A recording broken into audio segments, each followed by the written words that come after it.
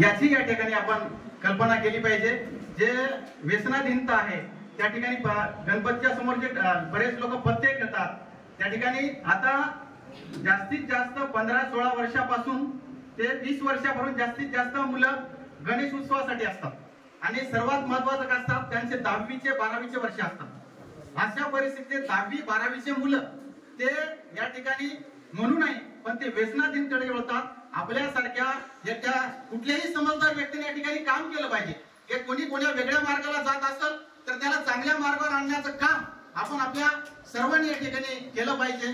काही ज्या ठिकाणी खरं बरोबर बोलण्यापेक्षा खरं बोलणं तितकंच महत्त्वाचं आहे।